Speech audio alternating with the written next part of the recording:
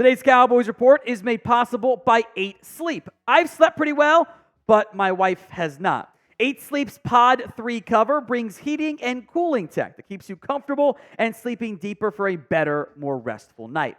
More on them later on in today's show as we begin with more Micah Parsons. This one is very much a media fan-created angle, I think, more than anything. But as we broke down previously this week, there was the report that said, Micah's wearing thin on the Cowboys, which has immediately led to trade rumors around Micah, or at least other people hoping that they could get Micah Parsons away from Dallas. Again, this was the report from Sean Sharif over at 105.3 saying, quote, I've heard way too many people from way too many people this offseason. So at least 4 different people have told me that Micah has worn thin there. I don't know how much is true and how much it actually hurts his reputation. I don't know whether it's typical behavior of a superstar. I don't know how damaging it is. But I do know this. I've heard from way too many people that if Micah Parsons was out of there, there would be a decent amount of people inside the Ford Center at the Star in Frisco smiling or breathing a sigh of relief. Again, we're not going to go too far into the credibility of it because we talked about that before. We'll focus more on some of the other ideas spun out there. I do believe, though, this is not people who matter. These are not your coaches. These are not your players. These are not your front office members. These are ancillary members of the Cowboys organization, not those who are actually in a decision-making capability power area. No surprise, though, this has then been spun into a possible Micah Parsons trade idea. Now, I would argue that is just the hopes and dreams of other teams and fan bases that, hey, we'd love to get one of the most productive pass rushers we've ever seen through the first 3 years of their career. Because they'd love to acquire that player. You don't find that level of sack production very easily. Even some of the current greats haven't put up that level of production we've seen from Micah Parsons in his first 3 years. That's not to say he doesn't get any playoff blame. He does. Everyone on this organization gets it. But sacks in their first 3 years, it's Hall of Famer, on a Hall of Fame pace for all the off-the-field stuff got in his way. Micah Parsons, Hall of Famer. That's a pretty good football player, man. I think your hypothetical minimum trade value is something similar to that Khalil Mack, Jalen Ramsey trade, maybe even a touch more, which was 2 firsts, an additional pick around a 4th rounder, and I would argue more. I would argue there's a better chance of, if the Cowboys did do it, I don't think they will, nor should they as far as I'm concerned, that they'd be able to get a little bit more. If they could actually do the trade properly, they have not been very good trade partners in the past. So what do you think? And you can be honest with me, please, and thank you. What's the % chance the Cowboys end up trading away Micah Parsons? It is the pinned comment on today's show, so if the ad comes on YouTube, take advantage of it. Head down there and let me know. I will take the lower percentage. I don't foresee the Cowboys going down this path. Now, I know that maybe some kind of continuing this conversation, the Josh Allen contract, right? The 5 years, $150 million deal. I saw that as like, oh, Micah just made more money. Hot take? I don't know if it's a hot take. He actually didn't. I don't believe the Josh Allen contract has any real impact on Micah Parsons' future earnings because he's already going to get more than that. Josh Allen is now the 2nd highest paid edge rusher behind only Nick Bosa. He is now the 3rd highest paid edge rusher, that was per year, in terms of guaranteed contract money. Well, guess what? Micah's going to beat Bosa.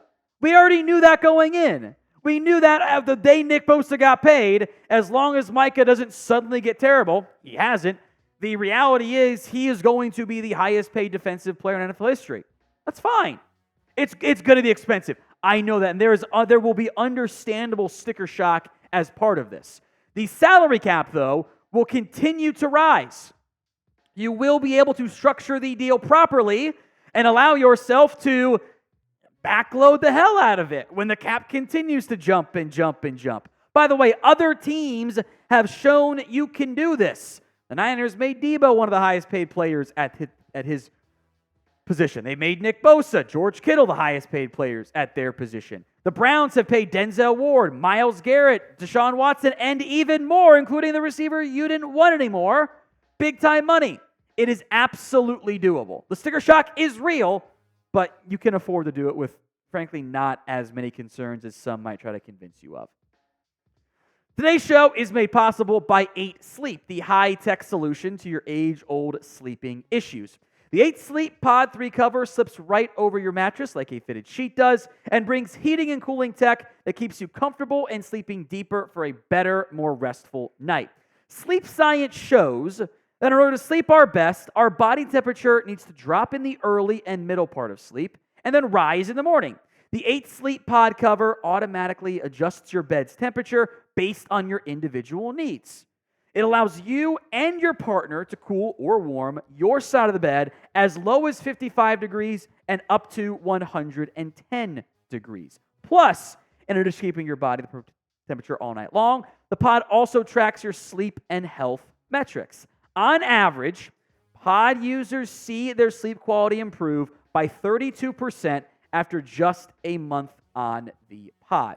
Go to 8sleep.com/chatsports and get $200 off plus free shipping on the pod cover by 8 Sleep. Start the new year right and invest in the rest you deserve with the 8 Sleep Pod.